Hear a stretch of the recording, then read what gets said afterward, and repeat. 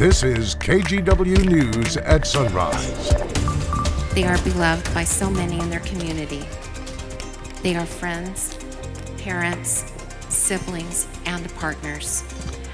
Family and friends gathered for a memorial service held for the 7 people killed in a devastating crash on I-5 earlier this month. What we know about those who died as their families plead for justice. Also on this Memorial Day Monday, we're remembering all the men and women who paid the ultimate sacrifice for our country. We'll have more on the origins of this American holiday coming up here in about 15 minutes. Plus, we can make ourselves big because then they'll be scared of us. And never go towards the Cubs. Okay, yeah, that's some pretty good advice on what to do if you come in contact with a bear. We've had multiple reports of sightings in Forest Park in Portland. What else you need to know if you find yourself in a similar situation? All right, no Brenda Braxton sightings this morning. Brenda has the morning off for the Memorial Day holiday, but Rod Hill is working that holiday forecast for us. Beautiful day. We always thought this was going to be gorgeous. The forecast hasn't changed. And then we start with this live look from the Wells Fargo camera. You can see some low clouds down low. That's what makes them low clouds, by the way. We have blue skies up top. There's the early morning number of 51 degrees. This looks to be a day that's going to see cloudiness along especially the north coast, spilling into Cowlitz County, and maybe eventually some clouds start to build in downtown Portland, and then they would go away. Right now we're 51. Certainly clear skies currently for you folks down over Salem and other areas in the mid to South Valley. 67 at noon, high temperature right in that sweet spot, 77. That's a little bit warmer than we had over the weekend. We'll have your 7-day forecast coming up shortly. All right, Rod, we look forward to that. Right now, though, we do want to jump into our top news story this half hour. Family and friends gathered together at Morning Star Church in Salem yesterday to remember the 7 farm workers who died in a crash along I-5 on their way back from home or on their way back from work earlier this month. KGW's Thomas Schultz was there and files this report. 7 vases of peonies and irises lined the stage of Morning Star Church Sunday evening. 1 vase for each victim killed at this crash on I-5 near Salem. Red flowers for the 6 men, pink for Alejandra Carpio, the sole female victim. The best thing we can do is let ourselves feel what we need to feel. As a mariachi band played in remembrance of the victims, family members grieved. They are beloved by so many in their community. They are friends, parents, siblings, and partners. OSP says the crash occurred when a semi-truck traveling northbound about halfway between Albany and Salem ran off the road and hit a passenger van carrying 11 people. The 4 surviving occupants were hospitalized. The van was pushed into another semi-truck, which was also parked. A witness told the Salem Statesman Journal it appeared like the van was crushed between the 2 trucks. Police arrested the driver of the semi-truck, which ran off the road. 52-year-old Lincoln Clayton Smith of California was charged with 7 counts of manslaughter, DUI, reckless driving, and assault. So life's not fair. It's one of the realities of life. The state's farm worker union says the van's occupants were all farm workers. Speakers at Sunday's vigil say many workers were from Mexico and were trying to earn enough money to build homes for their family back home. And you know, there's sadness, there's grief for the loss of our loved ones. Some may still ask, why? Some may be angry. Some may be angry with themselves, angry at the world, angry with God. There's anxiety and doubt about what the future will bring. The victims ranged from 30 to 60 years old. Last Monday, some family members asked a Marion County judge for justice. Sunday, Chaplain George Escalante urged family members to give themselves time to grieve. Sometimes we can handle the grief and pain, but sometimes we can't. That was Thomas Schultz reporting. Now to an update on the 19-year-old who went missing when he was swept into the Columbia River in Cascade Locks earlier this month. Police say crews recovered his body Thursday near the Bridge of the Gods. Witnesses say the man jumped off a footbridge between the boat launch and Thunder Island at Cascade Locks Marine Park before getting swept downstream. We're told the man was a tribal member, but so far, that's all we know. And you know, when it starts getting warm outside, people start flocking to the water, and lately we've told you about several drownings and close calls. Rivers and swimming holes can be pretty dangerous, with water temperatures still hovering in the 50s at this point. And that's why lifeguards from American Medical Response are now stationed at Glenado Park on the Sandy River and High Rocks Park in Gladstone. AMR's River Rescue Team, in fact, just wrapped up a 2-week training academy, and they are ready to step in if needed.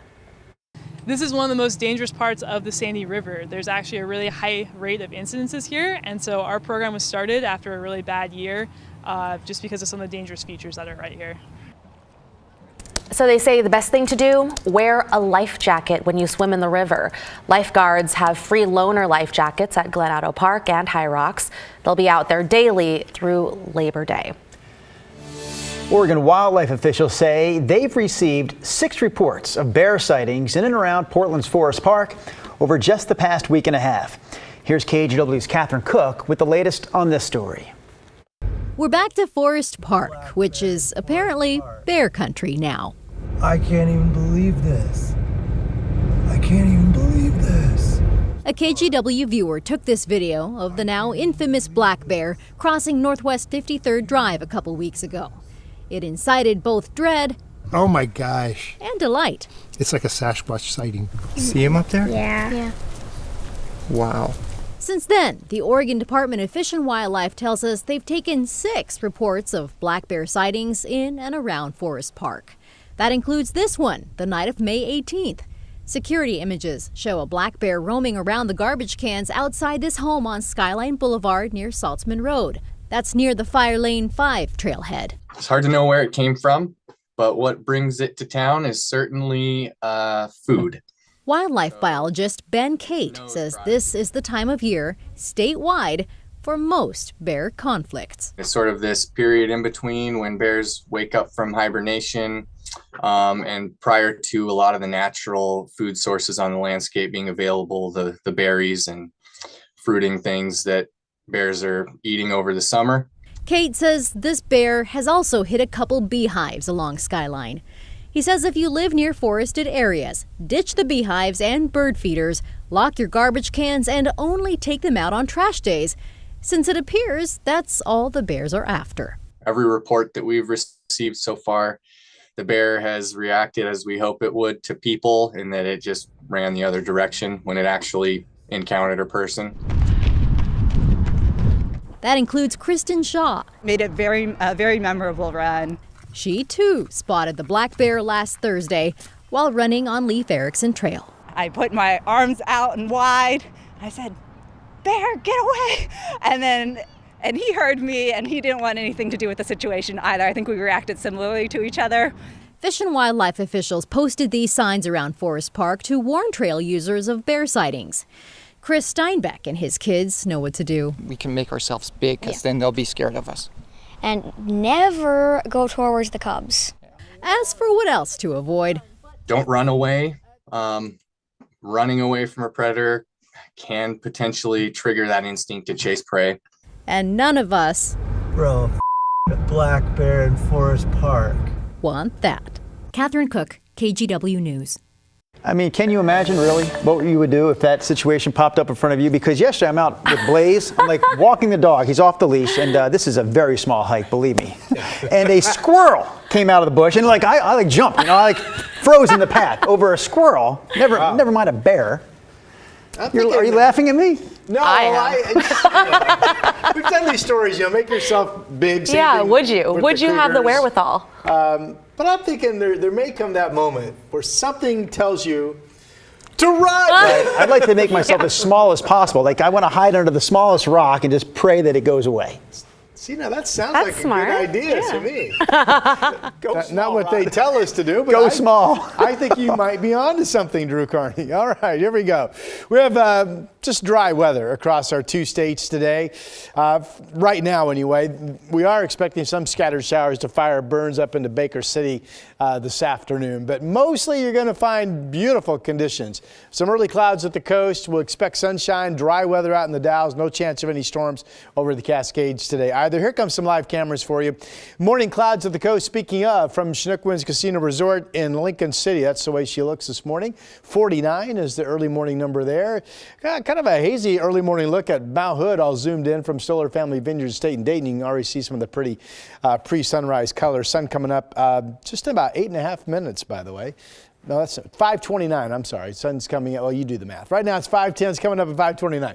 All right, 49 in Kelso, 50 in Salem, 46 as we saw down in Newport. Here's what Futurecast does show. Clouds along the north coast, spilling along the Columbia down into maybe parts of downtown. That would be what we call a weak marine flow that would readily go away, and the rest of the day would be remembered for sunshine. There's that scattered shower chance out across the southeast later today.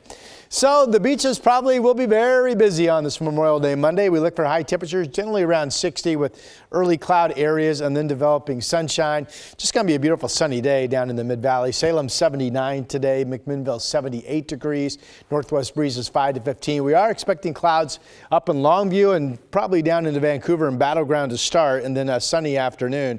Low 70s to as warm as 77 in parts of Clark County. And I've got 77 for Portland today. More widespread morning cloud cover tomorrow and Wednesday, and that will hold temperatures down 73, 70. And then after that, we start to warm up. 80s this upcoming weekend expected. In fact, right now I have 88 degrees on Sunday, and that is your forecast.